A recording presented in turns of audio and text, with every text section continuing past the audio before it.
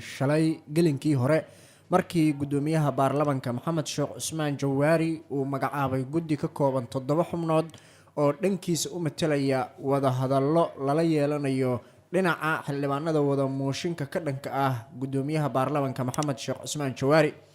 guddigaas oo 7 xubnood ahaa una badnaa xildhibaano waxa markiiba ay bilaabeen wada hadallo xal loogu raadinayo khilaafkan siyaasadeed ee ka dhashay mooshinka laga keenay Jawaari.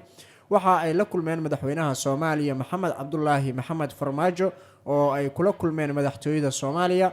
halkaas waxaa ka dhacay wada hadal ay yeesheen xildhibaanada iyo madaxweynuhu waxa iska xog wareysteen xaaladda siyaasadeed mooshinkan meesha uu marayo iyo sida xal loogu gaari karo mowjadahan siyaasadeed ee ka taagan Soomaaliya.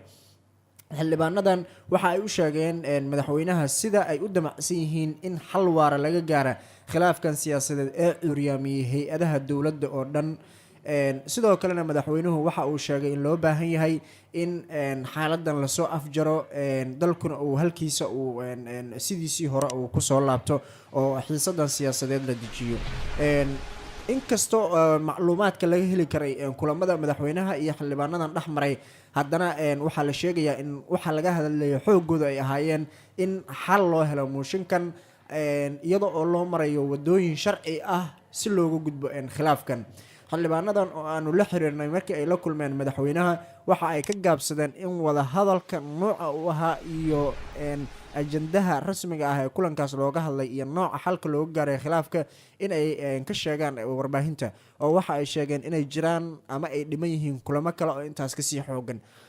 madaxweynuhu haddana waxa uu la kulmay guddi kale oo ka socday oo 7 xubnood isaguna ahaa oo ka socday dhinaca gudoomiye ku-xigeenka koowaad ee golaha shacabka Cabdiweli Muudey. waxaa sidoo kale ay ka hadleen arinta mooshinka iyo sida xal looga gaari karo. kulamada markii ay soo dhammaadeen waxaa kale oo jiray in siyaasiyiin xildhibaano iyo xubno kale oo dowladda federaalka ka tirsan in iyaga laf ahaantooduna ay markii dambe ay kusoo biireen wada hadallada markii xildhibaanada madaxweynuhu uu la kulmay kadib.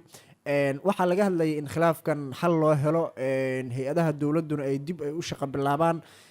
waxaa kale oo jirtay oo warar aanu helayno ay sheegayaan in madaxweynaha Soomaaliya Maxamed Cabdullaahi Farmaajo uu dalbaday inuu la kulmo gudoomiyaha baarlamaanka Maxamed Sheekh Cusmaan Jawaari. inkastoo ilaa iyo hadda aanan war ka helin dhinaca Jawaari inuu aqbalay in madaxweynaha uu la kulmo iyo in kale uu aqbalay codsiga madaxweynaha. hase yeeshee madaxweynuhu waxaa la sheegay inuu dalbaday in Jawaari ay is arkaan.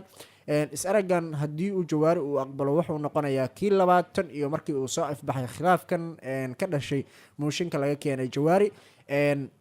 marka xaaladda magaalada Muqdisho maalmahan way cakirneed.